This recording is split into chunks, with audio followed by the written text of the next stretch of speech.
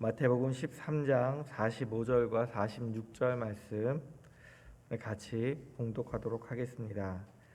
또 천국은 마치 좋은 진주를 구하는 장사와 같으니 극히 값진 진주 하나를 발견하매 가서 자기의 소유를 다 팔아 그 진주를 사느니라. 아멘. 그저께 지난번 비유에서 밭을 경작하다가 우연히 보물을 발견했던 농부 이야기를 했습니다. 이 농부는 우연히 보물을 발견했지만요, 오늘 이 말씀에 나오는 상인은요, 우연히 발견한 것이 아니라 최고의 가치를 지닌 진주를 찾기 위해 노력했던 사람입니다. 한 상인이 있었어요. 그는 당시 최고의 보석인 진주를 다루는 사람입니다. 지금은 제일 좋은 보석이 뭐예요? 다이아몬드죠. 근데 그 당시에는 다이아몬드를 세공하는 기술이 없어서 제일 좋은 보석이 진주였어요. 그래서 이 진주를 사고 팔던 사람이었는데 그에게 이제 꿈이 생겼죠. 내가 최고의 진주를 사고 싶다. 그래서 이 상인은 다니면서 좋은 진주가 나왔다는 이야기를 들으면 가서 그 진주가 제일 좋은 진주인지 가서 이제 확인하고 사고 싶어서 여기저기를 다니던 사람이에요. 근데 계속해서 발견하지 못하다가 어느 날 그가 최고의 진주를 발견합니다. 오늘 46절에 보니까 극히 값진 진주라고 되어 있거든요. 근데 이게 영어로 치면 굿이 아니라 더 좋은, 베러도 아니고 최고로 좋은, 베스트라고 표현되어 있어요. 그러니까 최고로 값진 진주를 드디어 발견한 거예요. 이가 진주 장사를 하면서 만약 돈을 많이 벌기만을 원했다면 그냥 많은 진주를 사고 파는 것, 일반인 사람들이 쉽게 살 수 있도록 더 많은 진주를 파는 것이 더 좋은 일이었을 거예요. 근데 이가 장사를 하면서 꿈이 생겨요. 내가 최고의 진주를 갖고 싶다. 그러다가 최고의 진주를 갖고 나니까 이미 그에게 수많은 진주가 있었을 것인데 그 모든 진주들 다 팔고 자기의 재산 다 팔고 오직 뭐 하나 사요? 진주 하나만 사는 거예요. 이게 그 모든 것보다 가치 있다라고 생각을 하기 때문에. 만약 이가 평생 꿈꿔오던 그 진주를 만났을 때 얼마나 기뻤을까요? 우리가 우연히 좋은 일이 생긴 것도 크게 기뻐할 일이지만 내가 평생 꿈꾸고 그것을 갖기 위해서 또 이루기 위해서 노력했던 일들이 우리 눈앞에 이루어졌을 때 그것은 비교할 수 없는 큰 기쁨으로 다가올 것이라고 생각을 합니다. 그래서 이 상인은요, 그저께 말씀드렸던 그 농부보다 훨씬 더 큰 기쁨을 소유했을 거예요. 예를 들어 보면 지금 우리가 지금 대림절을 지나고 있어요. 대림절은 예수님이 오시는 절기예요. 여러분들은 예수님이 오시기를 얼마나 간절히 기다리고 있습니까? 성탄절이 여러분 인생에 있어서 가장 즐겁고 행복한 날이 될 수 있을 정도로 그렇게 기다리고 계십니까?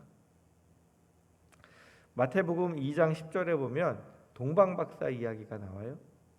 우리 지금 성경을 보면 그들이 별을 보고 매우 크게 기뻐하더라 이렇게 기록되어 있지만 예전 개역 성경에 보면 저희가 별을 보고 가장 크게 기뻐하더라 이렇게 기록되어 있어요. 어떻게 기뻐했다고요? 가장 크게, 누구보다도 기뻐했대요. 그 당시 이스라엘 사람들은요, 메시아를 기다리는 사상이 강한 시대였어요. 헬라의 지배를 받고 로마의 지배를 받으면서 이제 우리를 독립시켜줄 메시아를 간절히 기다리던 그 사람들이요, 예수님의 탄생 소식을 듣고도 아무도 베들레헴을 찾아가지 않습니다. 아무도 기뻐하지 않습니다. 그런데 이 동방 박사들은요, 가장 크게 기뻐했다라고 기록하고 있습니다. 그 이유가 무엇일까요? 이 박사들이요, 별을 연구하는 사람들이었어요. 어느 날 하늘을 보는데 정말 어마어마하게 큰 별이 나타났어요. 이 별을 보니까 점성학적으로 이 세상을 다스릴 위대한 왕이 태어났다는 것을 알게 된 거예요. 그래서 이 사람들이 예물을 준비하고 옵니다. 그 당시 가장 귀했던 황금과 유향과 모략. 그리고 그것을 갖고 우리처럼 지금 차 타고 하루 이틀 만에 온 것이 아니라 무엇을 따라왔어요? 별을 따라왔어요. 그러면 별을 따라 걸어오기 위해서는 낮에 움직여야 될까요? 밤에 움직여야 될까요? 2년여간을 헤롯에게 이야기한 것은 별이 나타날 때로부터 2년이 지났다 그랬거든요. 거의 2년에 걸쳐서 예물을 준비하고 밤잠을 설쳐가면서 이 왕을 한번 보기 위해서 간절한 마음으로 온 거예요. 그리고 그 왕을 봤을 때, 아기 예수를 봤을 때 그들의 마음에 누구와도 비교할 수 없는 가장 크게 기뻐하고 기뻐했다라고 성경은 기록하고 있습니다. 다시 말해서 내가 정성을 들인 만큼, 준비하고 노력한 만큼 그것이 이루어졌을 때 얼마나 큰 기쁨으로 돌아오는지를 보여주고 있습니다. 이 대림절 기간에 우리는 어떤 마음으로 예수님을 기다리고 있습니까? 우리는 우연히 예수님을 믿게 된 경우도 있고요. 저처럼 태어날 때부터 당연히 믿게 된 경우도 있습니다. 복음을 듣고 그냥 그런가 보다. 예수님이 우리를 위해 죽으셨나 보다. 우리 죄를 용서하셨나 보다. 이렇게 생각하는 사람들에게는 큰 감동이 없어요. 근데 간혹 가다 보면 정말 진리가 뭐지? 어떻게 구원을 받지? 이게 궁금한 사람들이 있어요. 이분들이 예수 그리스도를 알게 되었을 때, 예수 그리스도를 통해서 복음의 진리를 알게 되었을 때 느끼는 그 기쁨이 그냥 교회 나왔더니 예수 믿으면 구원 받는데 그럼 믿어야지. 이렇게 믿은 사람과 비교할 수 없는 기쁨일 거예요. 복음이 무엇입니까? 내가 죄를 지었어요? 내 스스로 아무리 노력해도 내 죄값을 다 치룰 수가 없어요. 그런데 나 자신을 구원할 수 없는데 예수님께서 나 대신에 십자가에 못 박혀 돌아가셨대요. 그리고 내 죄값을 다 치루셨대요. 그리고 마지막에 저 천국에 갔을 때 하나님 심판하실 때 내 죄가 이만큼 쌓여 있는데 사탄이 와서 이 죄목을 다 들추는 거예요. 쟤는 이런 죄 지었고 이런 죄 지었고 이런 죄 지었고 천국에 갈 만한 자격이 없어요라고 얘기할 때 예수님께서 내가 저를 위해 내 모든 죄값을 다 치렀다. 그러니까 이 사람은 무죄다. 그런데 이게 자기 죄가 얼마나 심각한지 모르는 사람은요. 그렇구나. 그냥 이 정도야. 예수 믿어야 되는구나. 근데 자기 죄에 대해서 심각하게 생각하고 몸부림쳤던 사람은요. 어떻게 하면 용서받을 수 있지? 어떻게 하면 죄에서 벗어날 수 있지? 심각하게 고민하던 사람에게는요. 그것이 얼마나 큰 기쁨인지 몰라요. 종교개혁자 마틴 루터를 들어보셨죠? 이 사람이 원래 수도사가 되는 것이 꿈이 아니라 대대로 법학하는 집안이었는데 이제 법학도가 되기 위해서 공부하고 있었어요. 그리고 친구랑 같이 집에 오는 길에 갑자기 천둥번개가 쳤는데 친구가 바로 옆에서 벼락 맞아 죽은 거예요. 그때부터 루터의 마음에 하나님에 대한 두려움이 생겼습니다. 내가 죄 때문에 나도 벼락 맞아 죽으면 어떡하지? 그래서 그가 하나님을 두려워하기 때문에 세상 길로 나아가지 않고 혹시 내가 수도사가 되면 구원받을 수 있을까? 그래서 그 신학을 공부하기 시작합니다.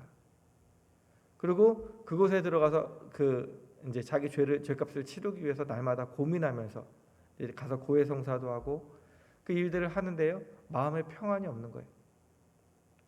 그래서 그 당시 들리는 이야기가 무엇이냐면 로마 교회에 가면 라테란 성당이 있는데 거기 보면 스칼라 상크타라는 거룩한 제단이 있대요.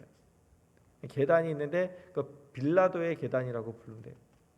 그래서 이곳을 무릎으로 기어서 올라가면 구원받을 수 있다라는 이야기가 들리는 거예요. 그리고 로마에는 온갖 성인들의 유물들이 다 있는 거예요. 내가 거룩한 도시에 가서 내가 거룩한 고행을 행하면 카톨릭은 예나 지금이나 무엇으로 구원받냐 하면 예수 믿는 믿음으로 구원받는 게 아니라 예수 믿는 은혜와 함께 내가 의롭게 행해서 행위로 구원을 받는 거예요. 그러니까 내가 의로운 행위를 하게 되면 구원받는다고 생각해서 그곳에서 무릎을 꿇고 한 계단 한 계단 올라갈 때마다 주기도문을 외우면서 28계단을 올라갑니다. 무릎이 다 깨져서 피가 나는데도 불구하고 이제 27계단째 올라와서 28계단 한 개 남겨놓고 드디어 저것만 올라가면 구원을 받겠구나. 아픔도 있고 기쁨으로 마지막 계단을 올라갔는데 여전히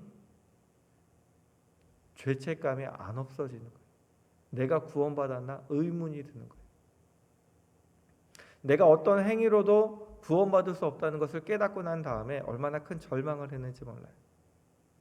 근데 이가 그 성경을 가르치는 교수였어요. 그러니까 그러다 어느 날 로마서 강의를 하기 위해서 말씀을 읽다가 1장 28절 말씀 보게 됐어요. 오직 의인은 무엇으로 말미암아요? 믿음으로 말미암아 살리라. 이 구절을 보는 동안 머리를 얻어맞은 것 같은 충격을 받은 거예요. 그렇지, 구원은 내 행위가 아니라 믿음으로 받는 것이구나.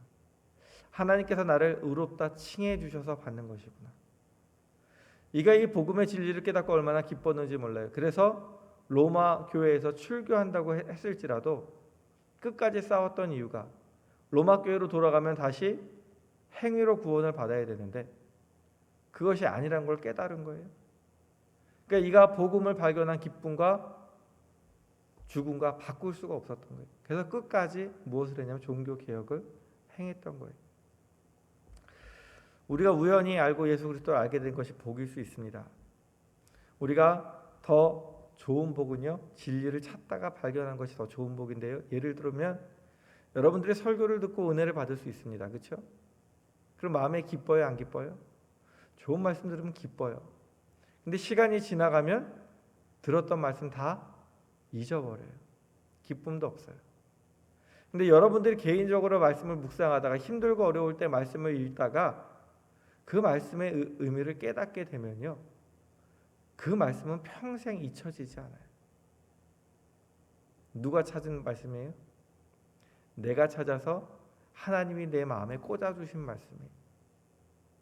그래서 우리가 큐티아라고 이야기하는 거예요. 좋은 설교는요, 들을 때는 귀가 즐겁지만 지나고 나면 무슨 설교했는지 기억도 안 나요. 그러나 내가 한 구절이라 할지라도 내가 깊이 깨달은 말씀은요, 평생 나의 신앙에 도움이 되고요, 나의 삶에 기쁨이 됩니다. 하나님 안에서요, 우리가 처음에는 우연히 밭에서 보물을 발견한 농부였다면 이제는 이 상인처럼 우리가 하나님의 은혜를 찾아다니는 사람이 되기 원합니다.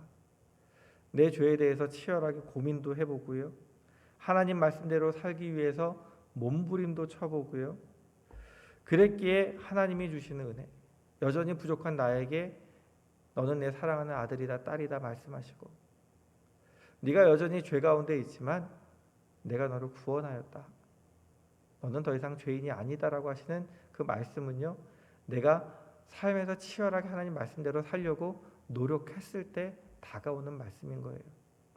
하나님 나를 구원하셨지 그리고 내 마음대로 죄 짓고 살아도 되는 것이 아니라 죄를 짓지 않기 위해서 하나님 뜻대로 살기 위해서 노력했던 사람만이 하나님이 나를 믿으면, 예수 그리스도를 믿으면 구원받는다고 했을 때 기쁨이 있는 겁니다. 그렇게 하나님께서 독생자를 주신 그 은혜, 나를 위해서 십자가에 달리신 예수님의 그 사랑, 오늘도 내 안에 거하시면서 내가 하나님 말씀대로 살게 하기 위해서 탄식하시며 기도하시고 나와 동행하시는 성령님을 만나고 느끼는 그러한 저와 성도님들이 되기 원합니다. 날마다 하나님 주시는 은혜를 발견하고자 힘쓰고 그 가운데서 살아가기를 힘쓰고 날마다 하나님과 동행하기를 힘쓰고 기뻐하는 저와 성도님들이 되기 원합니다. 기도하겠습니다. 하나님 아버지, 하나밖에 없는 독생자 예수님을 우리에게 보내주신 그 사랑에 감사를 드립니다. 지금은 대림절, 우리를 위해 오신 예수님을 기다리는 시간이지만 우리의 마음은 예수님과 상관없이 살아가고 있음을 고백합니다. 용서하여 주옵소서.